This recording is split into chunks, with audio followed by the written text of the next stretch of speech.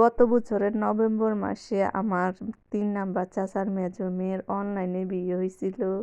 আমি ওই ভিডিওটা পিন পোস্টে দিয়ে রাখছি, সবাই দেখবেন। তখন অনলাইনে বিয়ে হয়েছিল, এখন অফলাইনে অনুষ্ঠান হচ্ছে। ছেলে বাইরের থেকে দেশে আসছে। এই যে যখন অনলাইনে বিয়েটা হয় তখনকার ছবি।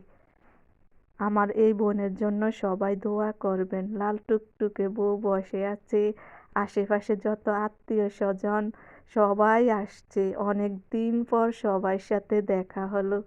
আর মুরব্বি যারা অনেক দিন পর সবার সাথে দেখা হইছে, গল্প করতাছে এক একজনে। এই যে আমার চাচাতো বোন, মাশাল্লাহ ওকে অনেক সুন্দর লাগতাছিল।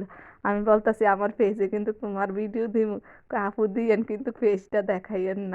একটু পরেই বর আসার সময় হয়ে গেছে, আমরা সবাই গেটের সামনে চলে গেছি বর দেখার জন্য।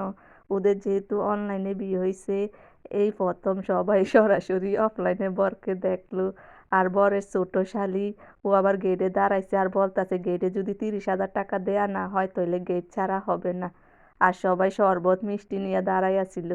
আমি গেছিলাম, আমার জামাই গেছিল, আমার বড় ভাসুর দেবর সবাই এই বিয়েতে গেছিলাম। তারপরের দিন বৌভাত ছিল।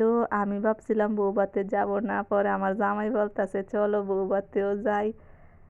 তারপরে আমরা বৌভাতে গেলাম। অনেক দিন পর সব আত্মীয় স্বজনের সাথে আমাদের দেখা হয়েছে। বিয়ে বাড়িতে মানে যত আত্মীয় স্বজন হয় সবার সাথে সবার দেখা হয়, এরপরে আর কারোর সাথে কারোর দেখা হয় না। জামাই বউকে মাশাল্লাহ অনেক সুন্দর লাগতাছিল। অনুষ্ঠানের দিন একসাথে দুইজনকে দেখি নাই, বৌভাতের দিন দুইজনকে একসাথে দেখলাম। সবাই ওদের জন্য দোয়া করবেন। আল্লাহ হাফেজ।